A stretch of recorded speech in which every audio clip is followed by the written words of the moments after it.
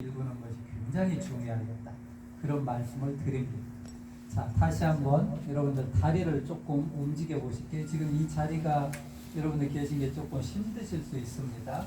자, 상체를 좌우로 움직이면서 자신의 몸에 싹띠를 두고 움직임을 하면 자신의 몸의 움직임이 알아차림이 됩니다.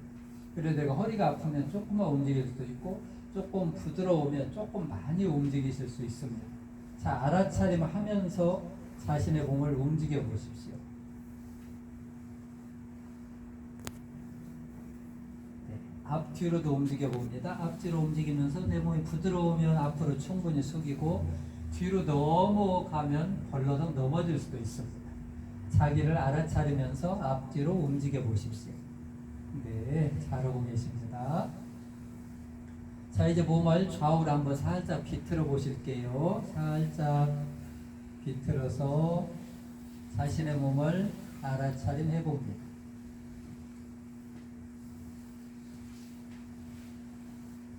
네, 잘하셨습니다. 여러분들 성철 스님, 아까 우리 스님 방에 성철 스님 큰 사진이 있는데 성철 스님이 했던 중요한 법문 중에 하나가 오매이력 또는 동중이력, 이려라는 표현을 쓰셨거든요. 한결같다. 우리는 그 수행을 이해하는 방법이 다양하신데 큰 깨달음을 이루면 모든 것을 다 통할 것이다, 이런 식의 관점을 많은 분들이 갖고 있습니다. 물론 그 말이 틀리진 않으실 거예요. 근데 부처님의 방편에 의하면 거꾸로입니다. 지금 일상에 분명하게 깨어 있어야 그렇게 일차의 지자로 나아갑니다. 지금 일상에서 깨어있지 않고 나중에 어느 순간 어떤 깨달음을 얻어서 다 통한다, 이런 것은 부처님 가르치면 조금 반대로 되어 있습니다. 그래서 여러분들 일상에서 움직일 때도 알아차리고 움직이지 않을 때도 알아차리고 말씀을 할 때도 알아차리고 말씀을 하지 않을 때도 알아차리고, 이 알아차림이 한결같이 진행되는 것이 공부의 힘을 기르는데 굉장히 중요한데, 이 알아차림이 있으려면 우리 정신이 유연해가지고 굉장히 깨어 있어야 됩니다. 그렇지 않으면 그냥 저희가 이제 저희 인연 되신 분들이 굉장히 오랫동안 참선을 하신 분이 있습니다. 그분 한 번 앉으면 서너 시간 앉아 있는 건 미동도 않고 앉아 있습니다. 근데 그분이 앉아 계시면서 무엇을 하는지 알 수가 없습니다. 물론 어떤 집중을 하고 계시겠지만 그 집중이 경직된 집중일 수도 있고 깨어있는 아주 유연한 집중일 수도 있습니다. 만약에 경직된 상태로 오래 앉아 있다면 그분의 마음은 오래 앉아 있는 만큼 경직될 수 있습니다. 오래 앉아 있으면서 깨어 있고 유연하지 않으면 우리 정신은 굳어버립니다. 공부를 잘못하면은 정신이 굳어버립니다. 많은 불자들이 수행을 하면서 부작용으로 나타나고 있는 현상이 그거는 겁니다. 이 연세가 드시면 우리가 했던 생각을 반복하고 똑같은 일을 하기 때문에 깨어있음 없이 계속 있으면 많은 분들이 연세가 듦과 더불어서 우리 정신이 굳어지고 경직되는 측면들이 있습니다. 근데 수행을 하거나 불교를 믿으시면 여러분들이 우리 스님 얼마나 건강하십니까? 얼마나 유연하시고 수행을 바로 하시면 그게 경력이 쌓여서 연세가 들어도 정신이 녹슬지 않습니다. 부처님께서 하셨던 유명한 법문 중에 하나가 연세가 지긋하신 분이 부처님께 오셔서 하소연합니다. 부처님, 저가 나이가 80이 되다 보니까 몸도 예전 같지 않고 정신도 혼미해서 공부하기가 어렵습니다. 공부하려고 하면 항상 졸음이 따르고 산만해집니다. 어떻게 하면 좋겠습니까, 부처님? 그때 부처님께서 지그시 웃으시면서 몸은 나이를 먹지만 마음은 나이를 먹지 않습니다. 마음을 알아차리세요. 알아차리는 공부를 하지 않으면 몸과 함께 나이, 마음도 같이 늙어가고 같이 경직되고 같이 따라가고, 이래가지고는 우리가 생사해탈은 고사하고 그냥 금생에 이 늙고 병드는 문제도 해결하기 어렵게 됩니다. 여러분들이 공부를 하실 때 정말 알아차린 깨어있음을 갖고 그것을 배경에 깔고 앞으로 많은 법사님이나 교수님들이 오셔서 많은 법문을 하실 건데, 음식을 만들거나 식사를 하거나 법문을 들을 때 초롱초롱 깨어 있고 또 딴 데로 생각이 갔다가도 또 여기로 지금 여기 깨어 있는 이 자리로 계속해서 돌아와서 정신을 챙기도록 연습을 하시는 것이 아주 아주 중요합니다. 이 말 이해하실 수 있겠습니까? 네. 그런 식으로 하시면 점점 집중력, 선정력, 정확이 길러지고 깨어있는 마음에서는 사물이 있는 그대로 보기 때문에 지혜의 힘이 커집니다. 이래서 지혜와 자비가 개발되는 겁니다. 그걸 해나가는 가장 기본적인 씨앗이 씨앗이라는 걸 이해하시고 싹띠를 갖고 하시면 점점 그렇게 돼나간다는 걸 분명히 이해하시면 좋으실 것 같습니다. 이게 이제 부처님께서 말씀하신 사념처라는 가르침의 원리라고 말씀드릴 수 있습니다. 자, 이제 여러분들이 한번 두 분씩 한번 마주 보실까요? 두 분씩 한번 마주 보십시오. 여러분들 법구경이라는 경전 아시지요? 부처님께서 초창기에 설하셨던 중요한 경전들 중에 하나가 법구경과 수타니빠따라는 경전이 있습니다. 그 법구경의 첫 번째 규절, 우리 이제 법정 스님이 법구경을 이렇게 번역을 해내셔서 저희는 대학 시절부터 봤는데 너무너무 좋고 해서 지금도 기억합니다. 첫 번째 법구경 첫 문장이 마음은 모든 일의 근본입니다라는 말이에요. 이것은 모든 불교의 핵심입니다. 이 말을 이제 다른 식으로 화엄경에서는 일체유심조 이런 식으로 표현합니다. 모든 것은 일불승으로 통한다. 똑같은 말이에요. 일불승 자리가 어디 따로 있는 게 아니라 바로 여러분들의 본래 마음자리, 본래 여러분들의 본성자리가 다른 식으로 말하면 반야자리다, 불성자리다, 공성자리다 다양한 방식으로 설해지고 있습니다. 진여자리. 그것을 이름만 다르게 했지 핵심은 똑같습니다. 말에 속지 마시고 여러분들이 부처님께서 정말 깨어있고 삿대를 개발하고 그 삿대로 개발된 마음의 다양한 작용들이 지혜와 자비로 표현되는 걸 이해하신다면 바로 지혜와 자비가 충만하게 작동되는 자리가 일불승 자리입니다. 그러니까 여러분들의 삶에서 지금 당장이라도 조금 더 친절하게 말할 수 있고 조금 더 차분하게 말할 수 있고 조금 더 따뜻하게 사람들을 바라볼 수 있다면 지금 당장이라도 조금씩 부처님 자리에 가까워진다고 보실 수 있는 겁니다. 하지만 가까워졌다가 신경질 나면 또 획 돌아서겠죠. 또 속상할 수 있고 그때 이제 작용하는 게 탐진치라는 번뇌입니다. 따라서 해볼게요. 탐진치. 불교의 어떤 수행을 장애하는 뿌리가 핵심적으로 탐진치예요. 그걸 번뇌라고도 하고 마군이라고도 하고 생사라고도 하고 다양한 식으로 표현을 하는 겁니다. 근데 그 탐진치를 대체하는 것이 개정의 사막입니다. 따라서 해볼게요. 개정의 사막. 그러니까 여러분들의 마음 가운데 탐진치가 활발하게 작용하는 대신에 그걸 알아차려서 점점 개정의 사막이 작동될수록 될 수 있도록 바꿔가는 것이 불교 명상이고 수행이다라는 겁니다. 이 간단한 것을 이해하십시오. 근데 우리는 큰 스님이나 부처님처럼 성공과 공덕이 충분하지 않기 때문에 이 탐진치를 금생에 완전히 없앨 수 있으면 얼마나 좋겠습니까? 하지만 완전히 너무 이상적으로 없애기보다는 조금이라도 금생에 사람 몸 받기 어려운데 사람 몸 받았는데 조금이라도 탐진치를 조금이라도 정화하고 조금 더 많은 공덕과 지혜를 개발할 수만 있으면 그것만이라도 굉장히 성공한 겁니다. 물론 우리 보살님 거사님들이 큰 원력을 세워서 나는 금생에 다 해 마칠 거예요.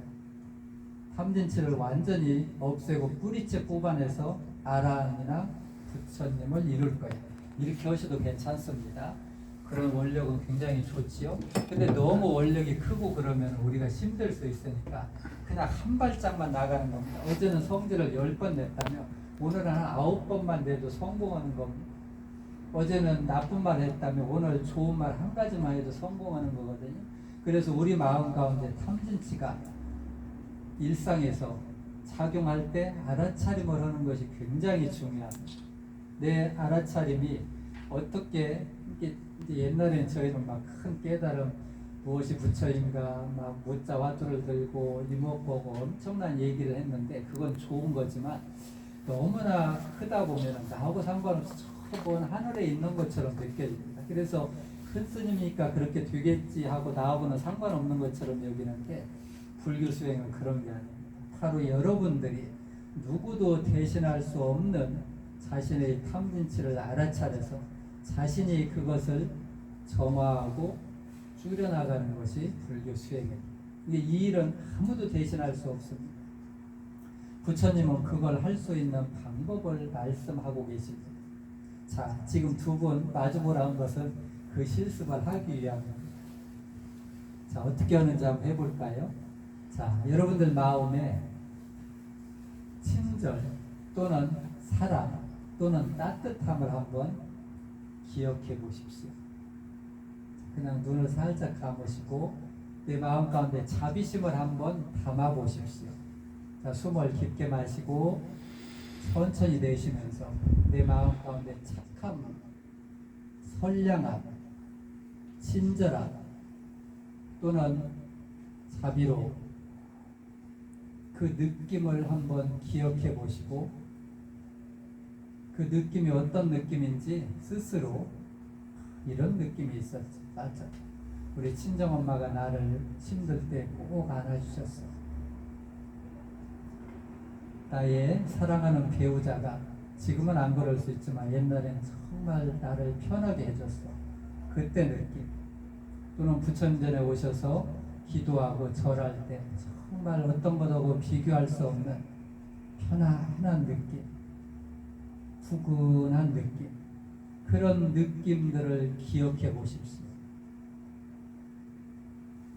자, 이제 그런 느낌을 갖고서 천천히 눈을 뜨면서 그 느낌 담긴 눈빛을 상대를 바라보십시오. 눈을 천천히 뜨면서 상대를 친절하게 자비롭게 바라봅니다.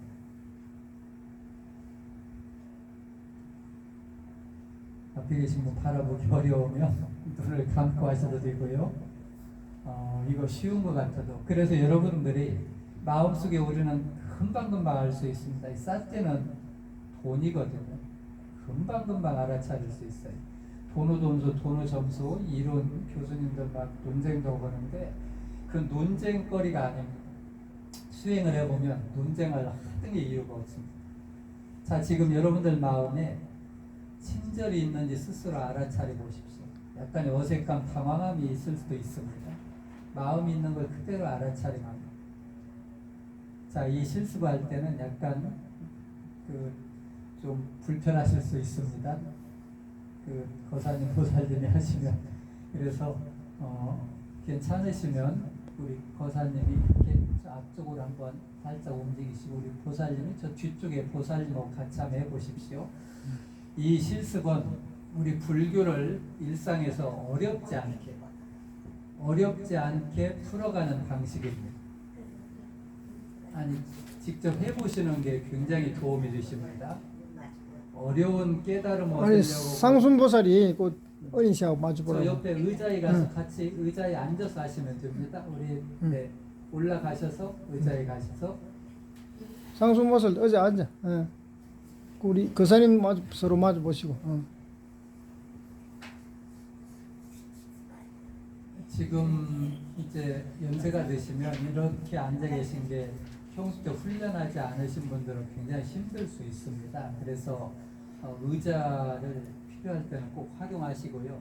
젊어서부터 절을 하거나 이런 훈련이 되신 분은 나이가 들어서 짱짱합니다. 근데 그렇지 않고 계시면은 육체적인 한계를 존중하셔야 됩니다.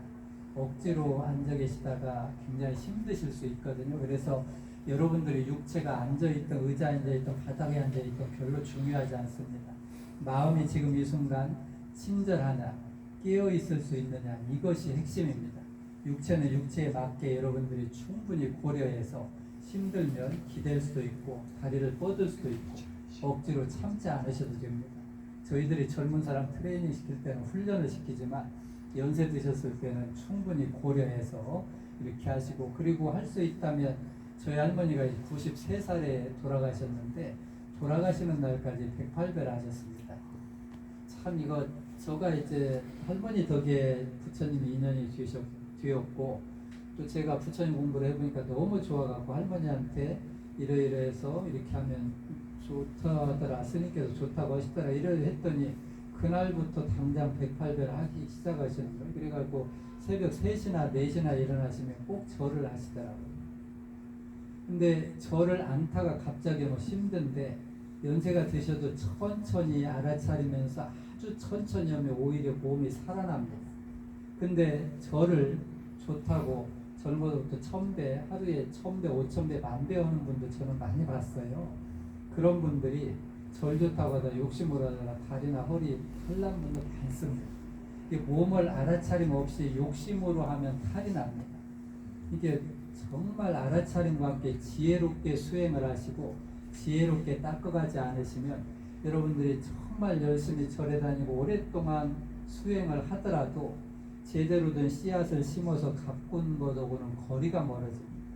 그래서 알아차림을 통해서 마음이 언제 어디서나 깨어있고 언제 어디서나 자비롭고, 이 자비라는 말은 친절이라는 말로 서양 사람들은 많이 얘기합니다. 친절하게. 또는 지혜라는 말은 이게 우리가 이제 술 먹으면 정신이 막 오락가락 하잖아요. 성질나고 화나면 막 흥분하고 하면 평상시 마음하고 달라집니다. 그러니까 여러분들 마음이 깨어있다는 것은 어떤 거에 사로잡혀 있거나 흥분해 있거나 술 취해 있는 상태가 아니고 지금 이 순간 정신이 온전히 초롱초롱하게 있는 상태입니다. 물론 하다 보면 우리가 달라질 수도 있죠. 달라졌다가도 또 돌아오면 되는 겁니다. 그래서 그런 것을 여러분들이 일상에서 연습하는 겁니다. 자, 이제 반대로 여러분들 마음에 살짝 냉랭함을 한번 담아보십시오. 그래서 여러분들의 눈길에 냉랭함을 한번 담아서 한번 살짝 째려보듯이 그렇게 한번 해보면, 이거 정말 어려워하십니다. 저가 이제 저는 지난주에 그 교육청 교사들 30명 워크숍을 2박 3일 이렇게 해드렸는데, 나중에 워크숍을 정말 간에 1박 2일을 한다는 그런 식으로 하면서 수행을 하면 굉장히 재밌습니다. 그냥 가만히 앉아있는 게 아니라 다양한 작업을 할 수 있습니다. 자신의 마음을 드러내서 친절하고 편하게 이렇게 할 수 있는. 그래서 지금 그때 했을 때 상대를 약간 밉게 바라보는 것이 굉장히 어렵습니다. 근데 의도적으로 해보는 겁니다. 내 마음 가운데 미움을 담아서 바라볼 때 어떤 느낌인지, 내 마음 가운데 친절과 자비를 담아서 바라볼 때 어떤 느낌인지, 이 실습을 하고 나면 여러분들이 집에 가서 배우자나 누군가를 만날 때 내 눈 또는 내 마음 속에 친절이 있는지 그렇지 않음이 있는지 금방금방 간파가 됩니다. 근데 마음 알아차림을 이런 식으로 쉽게 할 수 있습니다. 자, 다시 한번 의도적으로 해보겠습니다. 친절하게 한번 바라보십시오. 따뜻하게 한번 바라보십시오. 네, 좋습니다. 자, 반대로 쌀쌀하게 한번 바라보십시오. 그래요. 우리 불자들은 쌀쌀하게 바라보는 거 너무 힘들게 느껴질 수 있습니다. 너무 안 돼요. 하지만 한 번씩 그럴 필요도 있습니다. 그리해야 정말 친절이 뭔지를 알게 됩니다. 우리 마음은 굳어 있으면 안 됩니다. 육조단경 해능 스님이 단경에서 핵심적으로 말한 내용 중에 하나가 도는 통류다, 통해서 흐르는 것이다라는 말씀하셨습니다. 굳어있는 물은 썩습니다. 마음이 굳어있거나 정체되어 있는 것은 바른 마음 공부가 아닙니다. 어떤 것에 사로잡혀 있고 경직되어 있고 맹목적이고 어리석고 그런 식의 마음 자세는 부처님께서 훈련하라고 가르치지 않았습니다. 부처님께서는 순간순간 생멸하고 무상법을 있는 그대로 알아차려서 마음이 그와 함께 춤추는, 마음이 그와 함께 자유롭게 작용하는 방법을 말씀하셨습니다. 그 원리를 금강경에서는 여러분들이 잘 알고 계신 응무소주, 이생기심이라는 말로 표현하고 계신 겁니다. 응무소주, 응당 머무는 바 없이 무주, 무주라는 말이 금강기의 무상무주 핵심인데, 없을 무자, 주할 주자, 머문 없이, 즉 집착 없이 경직됨 없이 맹목적 사로잡힘 없이 이생기심 마음을 써라 또는 마음을 그런 식으로 작동시켜라는 얘기입니다. 이런 일상의 용어들이 큰 깨달음을 얻으면 더 확실해지겠지만 일상에서 우리가 그런 줄 알고 연습하시면 되는 겁니다. 음무소주 이생기심 따라서 해볼게요. 음무소주 이생기심 이런 엄청난 얘기들을 우리는 매일같이 듣고 법문으로 알고 있습니다. 근데 그것을 일상에서 어떻게 써야 될지 이해는 하지만 쌌띠를 알지 못하면 그걸 써먹지를 못하는 겁니다. 그래서 여러분들이 내 마음이 굳어 있는지 어떤 것에 붙잡혀 있는지 가령 손자 걱정을 많이 하고 있다. 손자 걱정이 마음이 딱 주하고 있잖아요. 그 주하고 있는 마음을 알아차려서 깨어있는 마음으로 돌아오시라는 것. 이게 이제 일상에서 그냥 편안하게 아무렇지도 않게 늑순하게 될 수 있으면 수행이 좀 원숙하겠지요. 근데 그런 걸 알아도 여태까지 늘 집착과 습관으로 살아왔기 때문에 그런 걸 알아도 잘 안 됩니다. 집착이나 걱정이나 생각이 잘 안 놓아지거든요. 그러면 그때 그걸 알아차리고 잘 안 된다고 해서 신경질 내거나 속상해하지 마시고 친절하고 자비롭게 자신을 보살피면서 또는 잘 못하고 있는 상대를 보살피면서 가는 것이 보살행입니다. 보살행. 그리고 법화경 같은 경우는 정말 보살 만행을 실천하는 엄청난 경전이거든요. 그것을 우리 삶 속에서 자기 보살은 자기 수행은 기본입니다. 자기 수행을 해나가면서 남과 함께 부처님 곁으로 나아가는 겁니다. 자, 조금 더 두 분이 조금 더 가까이 갈 수 있는지 알아봅니다. 나는 너무 가까이 오면 힘들어 그만 와 이럴 수도 있습니다. 나는 무릎이 맞닿을 정도로 가까이 오면 좋겠어. 우리 마음은 굉장히 섬세하고 미미해서 여러분들이 낯선 사람이 가까이 오면 뭔가 부담스럽게 느껴집니다. 지금 이 공간은 믿을 수 있고 부처님 도량이고 해서 훨씬 친근감 있게 해서 훨씬 가까이 오셔도 괜찮습니다. 우리 마음이 아주 거칠은 상태부터 아주 미묘하고 섬세한 그 깊은 마음까지 우리 마음은 지금 이 순간에 활발하게 작용하고 있는 거예요. 근데 이런 마음을 볼 줄 모르기 때문에 우리 마음은 굳어버리고 경직돼 버리고 지금 여러분들은 알든 모르든 뭔가 느끼고 계십니다. 한번 느껴보십시오. 앞에 계신 분은 가까이 왔을 때 어떤 것이 느껴지는지. 계속 와 있어. 조금 쉬었다가 예. 유의하고 한 5분만 더 하고 잠깐 예. 쉬도록 하겠습니다. 5분간 휴식 합시다. 예, 잠깐 이 실습 하나 하고 20분? 네, 20분, 30분 네, 시간 충분히 드릴게요. 음. 자, 그래서 자 지금 여러분들이 앞에 계신 분이 어떻게 느껴지나 한번 가만히 느껴봅니다. 편안하게 느껴질 수도 있고 약간 부담스러울 수도 있고 귀엽게 느껴져. 아주 친절하게 편하게 느끼실 수도 있고 자, 그런 식으로 마음은 느낍니다. 이 느낌을 수라고 얘기하는 겁니다. 우리 몸에서 느낌, 가렵다든지 통증이 있다든지 이것을 수라고 합니다. 그리고 그런 것들이 좋다 나쁘다 좋지도 나쁘지도 않다 해서 고락사 삼수를 부처님께서는 말씀하셨고 그것을 알아차리라고 하십니다. 자, 이제 앞에 계신 분하고 손을 한번 살짝 잡아보실까요? 손에서 어떤 체온이나 느낌, 뭔가 감각이 느껴지실 거예요. 그것을 쌌띠 해보는 겁니다. 손을 쌌띠는 주의를 기울여서 알아차림을 한다는 의미인데 딴 생각하지 않고 가만히 한번 느껴봅니다. 상대의 손을 잡고 가만히 느껴봅니다. 상대의 손이 느껴지면 여러분들이 쌌띠 하고 계신 겁니다. 이 생각을 하면서 딴 생각을 하면 손이 잘 안 느껴질 수 있습니다. 있는 그대로 상대를 느껴보시고 상대의 체온, 상대 손의 손결 뭐든지 느껴집니다. 어쩌면 더 섬세하신 분은 상대의 손을 통해서 상대의 마음이나 정서도 느껴질 수 있습니다.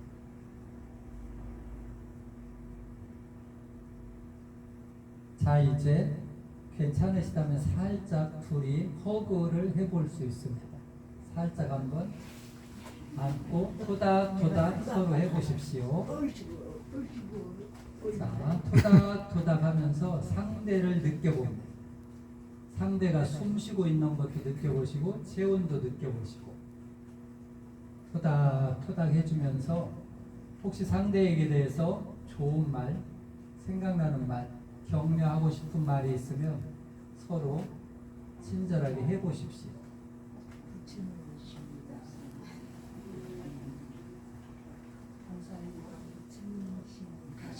자, 우리는 이렇게 알아차리고 친절을 즉각적으로 실천할 수 있습니다. 어려운 일이 아닙니다. 근데 우리는 심리적으로 방어기제라는 게 있기 때문에 생존을 위해서 우리는 끊임없이 저항하고 긴장하고 방어막을 칩니다. 세상에서는 그런 일이 수도 없이 일어나거든요. 그런 것을 알아차려서 우리는 서로 친절하고 따뜻하게 만나고 대화할 수 있도록 연습하는 겁니다.